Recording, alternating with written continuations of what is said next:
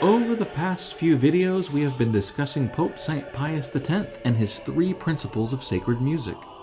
First, we talked about holiness, about how the music needs to be set apart for the liturgy.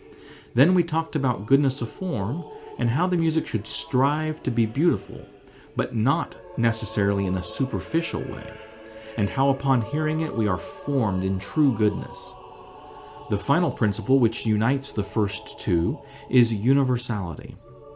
This is the idea that sacred music, by virtue of it being music for the liturgy, is obvious in this regard to all who hear it. Pope Pius tells us that without the first 2 principles, universality can never be attained, and that true sacred music must possess all 3 qualities. Not to put too fine a point on it, but this really is the difference between music that sounds like it belongs in the Mass and music that sounds like it belongs at a concert, or worse, on an advertisement.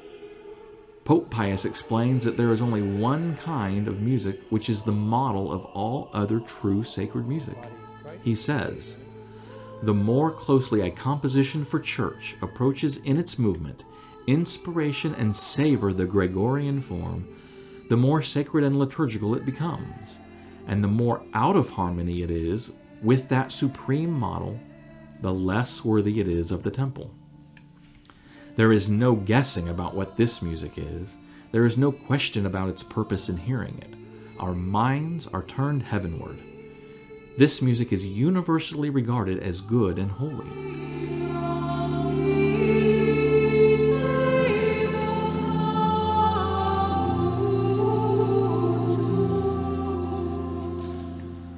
Liturgy is not a private act or a personal experience with God. While you can have a personal relationship with God, the liturgy is where we come together universally and worship Him together. Your favorite hymn or praise and worship song, which may very much be important to you in your devotional life, may not speak to me in the same way, or even at all. I may hear those lyrics and get a different interpretation, for better or for worse. This divides us when we as Catholics in worship should be united in our praise and worship. We are united in liturgy when we come to understand that it is Christ who speaks to us in the liturgy.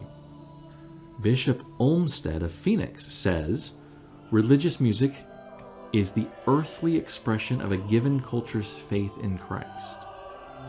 Liturgical music is the sacramental expression of Christ and the true nature of the Church.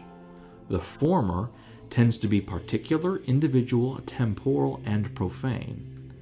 The latter tends to be universal, communal, eternal, and sacred. Religious music comes from human hearts yearning for God. Liturgical music comes from Christ's heart, the heart of the Church longing for us." In determining the suitability of a particular piece of music, then, one has to hold it up to these standards.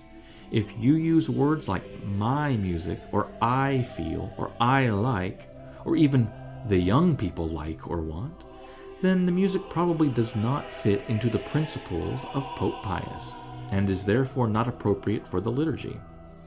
As soon as the choice becomes about you, it can no longer be about the liturgy. We tend to attach an emotional response to a stimulus as the effect of that stimulus on us. We hear a religious song which moves us to emotion, nostalgia, happiness, introspection, and then we equate that emotional effect as some sort of religious epiphany. What happens when that feeling fades? Or when that type of musical experience is no longer present? Do you cease being Catholic? Do you cease praying? Does your love of God expire? I should think not, as our faith as expressed through the liturgy is evidence of our willful obedience to the triune God. And it is through this expression of faith, the liturgy, which guides us, as Pope Pius says, to be sanctified and edified as we celebrate it worthily. And that is why true sacred music, the music of the liturgy, Christ's music speaking to us, is at once holy, beautiful, and universal.